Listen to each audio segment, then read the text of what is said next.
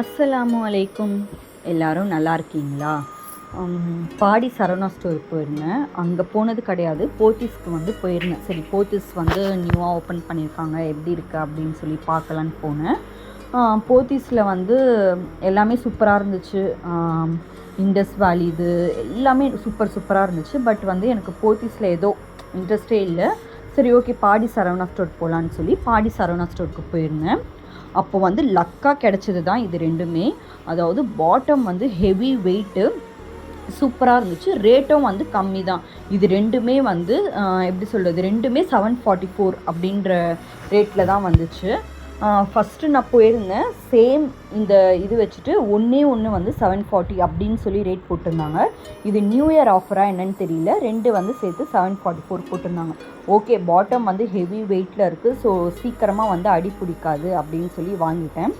நம்மளுக்கு ஒரு பொருள் வாங்கின உடனே எப்போ செய்வோம் அப்படின்னு சொல்லி தோணும்ல, அப்படி தான் வந்து சரி வாங்கின உடனே செஞ்சிடலாம் அப்படின்னு சொல்லி அந்த ஸ்டிக்கர்ஸ் எல்லாம் வந்து முதல்ல ரிமூவ் பண்ணிவிட்டு வாஷ் பண்ணிவிட்டு செய்ய ஆரம்பிக்கலாம் அப்படின்னு சொல்லி இவர்கிட்ட போய் கேட்டேன். பாஸ்தா செய்யவா அப்படின்னு சொல்லிட்டு, ஏன்னா டின்னர் தான் வந்து நான் ரெடி பண்ணுறேன், ஸோ பாஸ்தா செய்யவா அப்படின்னு கேட்டேன். இவர் என்ன சொன்னார், எனக்கு பாஸ்தா வேண்டாம், எனக்கு டிஃபன் வேணும், இட்லியும் சாம்பார் வேணும் அப்படின்னு சொன்னார். சரி, மைசூர் பருப்பு போட்டு சாம்பார் வச்சிடலாம், அதுக்கு தான் வந்து ரெடி பண்ணியிருந்தேன். நார்மலாக மைசூர் பருப்பு வந்து ஊற வச்சுட்டு அது இதில் போட்டு வெங்காயம், தக்காளி, மஞ்சள் தூள், சீரகம், வெந்தயம், ஒரு கிளாஸ் பருப்புக்கு வந்து 2 டம்ளர் தண்ணி ஊற்றி அது ஒரு 5 விசில் விட்டு நம்ம எடுத்தோம்னா அது நல்லா வந்து வெந்திருக்கும். அதுக்குள்ளே வந்துட்டா தக்காளி கொடு, வெங்காயம் கொடுன்னு சொல்லி, சரி நைட் டைமில் வெங்காயம் வேண்டாம், தக்காளியாச்சும் சாப்பிட அப்படின்னு சொல்லிட்டு தக்காளியை கொடுத்தேன். தக்காளியை உட்காந்து சாப்பிட்டுட்டு இருந்தான். உடனே அங்கேருந்து ஒரு குரல், யாஸ்மின் எறா வடை செஞ்சிடுறியா அப்படின்னு சொல்லிட்டு, சரி ஓகே அதுவும் செஞ்சிடலாம் அப்படின்னு சொல்லிட்டு எறா வடைக்கும் வந்து ரெடி பண்ணிகிட்டு இருந்தேன். ஒரு வெங்காயம், தேங்காய், பச்சை மிளகா, காஞ்ச மிளகா, கொத்தமல்லி இது போட்டுருணும். இது கூட வந்து பொட்டுக்கடலை சேர்க்கணும். பொட்டுக்கடலை நான் மறந்துட்டேன் போடுறதுக்கே. அதுக்குள்ளே சரின்னு சொல்லி எறா போட்டு அதில் மஞ்சள் தூள், இஞ்சி பூண்டு பேஸ்ட்டு, உப்பு போட்டு இந்த இன்க்ரீடியன்ட் சேர்த்துக்கணும்.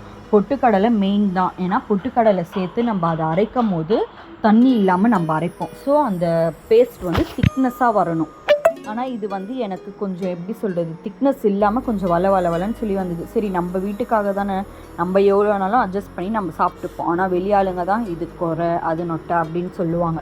சரி ஓகே, இவர்கிட்டயும் நான் சொன்னேன், இது மாதிரி பொட்டுக்கடலை வந்து நான் சேர்க்கலைங்க, மறந்துட்டேன் அப்படின்னு. ஓகேம்மா பரவாயில்ல வீடு, டேஸ்ட் எப்படி இருக்குது அப்படின்னு, நீங்களே சாப்பிடுங்க அப்படின்னு கொடுத்தேன்.